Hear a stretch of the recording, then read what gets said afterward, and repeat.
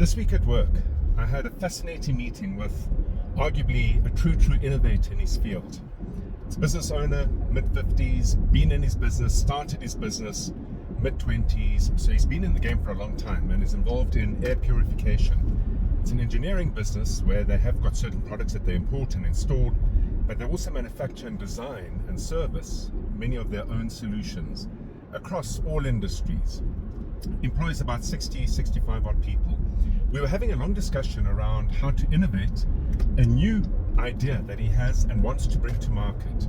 It falls in line beautifully with all the climate change legislation, and I think over a period of time there's going to be a deep and profound focus on particulate matter in air emissions, which is the problem he solves, and he solves it definitively with empirical studies. Everything is locked and loaded for this to take his business to the next level, and yet he has not been able to for some time. Obviously, we then spoke about the reasons why, and what was very apparent was that every time he began new initiatives, he found himself being pulled back into the daily, weekly, monthly operational activities of the business. And it got me thinking about a few things. Very often we hear about work on the business, not in the business. And I asked him, are you on the business or in the business? And of course he said to me, I'm on the business. I have a good team, which he does have.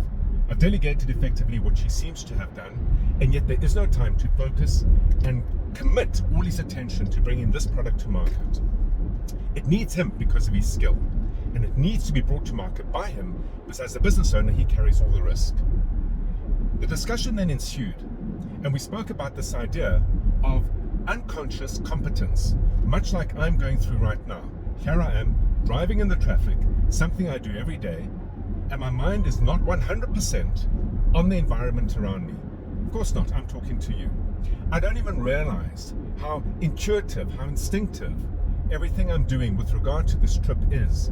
Keeping a safe distance on the road, driving sensibly on the road, looking behind every now and then, making sure that I'm driving responsibly, sensibly. Very often, for most of us, we operate our businesses that way too. So we did a deep dive into understanding what activities he performs on a daily, weekly, monthly basis. And to his horror, he soon discovered that he is responsible, or rather, he applies up to 78% of his free time in any one month on daily, weekly, monthly, and most importantly, activities that could be delegated.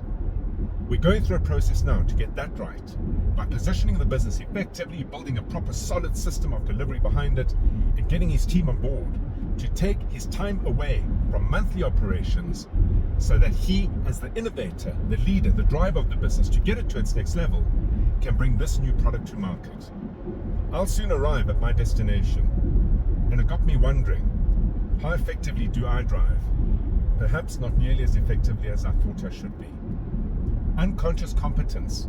We all have it. Without it, we would not be surviving in our businesses. And as much as it's vital, as much as it gives us an instinct and the ability to operate a company, it equally can hold us back if we're not aware of the cost of it. Until next week, have an entrepreneurial week.